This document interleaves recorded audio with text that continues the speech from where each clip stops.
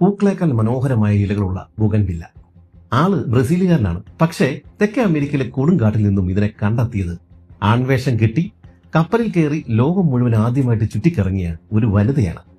രസകരമായ ആ കഥ ഇങ്ങനെയാണ്. 1766 തണുത്തുറഞ്ഞ ഒരു പ്രഭാതത്തില് ഫ്രാൻസിലെ ഒരു തുറമുഖത്ത് നങ്കൂരമിട്ടിരുന്ന എറ്റുവാൾ എന്ന കൂറ്റൻ പായ്ക്കപ്പലിലേക്ക് സാധനങ്ങൾ ചുമക്കുവാനായിട്ട് മെലിഞ്ഞ ഒരു യുവാവ് കയറിച്ചു. കപ്പലിലെ ബൊട്ടാണിസ്റ്റ് ആയിരുന്ന ഫിലിബർട്ടിന്റെ സഹായിയായിരുന്നു അയാൾ.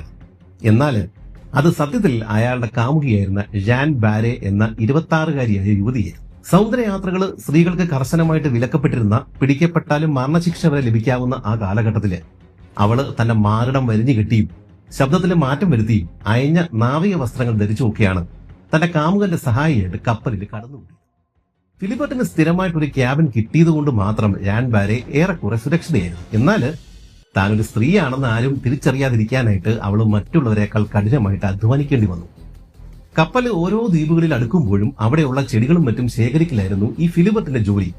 അയാളുടെ കൂടെ ഭാരമേറിയ പെട്ടികൾ ചുമക്കുവാനും കാട്ടിലൂടെ കിലോമീറ്ററുകൾ നടക്കുവാനും ഭാര്യ ഒരു മടിയും കാണിച്ചില്ല. ഇടയ്ക്കിടെ രോഗം ബാധിച്ചിരുന്ന ഫിലിബർട്ടിനെ ശുശ്രൂഷിക്കേണ്ട ചുമതലയും അവൾക്ക്. കൂട്ടത്തില് ഓരോ നിമിഷവും പിടിക്കപ്പെടുമോ എന്നുള്ള ഭയവും അവൾക്കുണ്ടായിരുന്നു. അങ്ങനെ മാസങ്ങൾ നീണ്ട യാത്രക്കൊടുവില് കപ്പൽ ബ്രസീലിൽ എത്തിച്ചേർന്നു.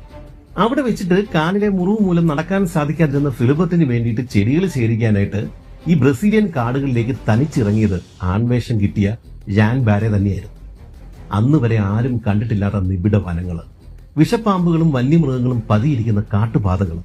അവിടെ വെച്ചാണ് അവൾ ആ കാഴ്ച കണ്ടത്. കാടിന്റെ പച്ചപ്പിനടിയില് കണ്ണിന് കുളിർമയേകുന്ന നിറങ്ങളില് പൂത്തുലഞ്ഞു നിൽക്കുന്ന ഒരു വള്ളിച്ചെടി.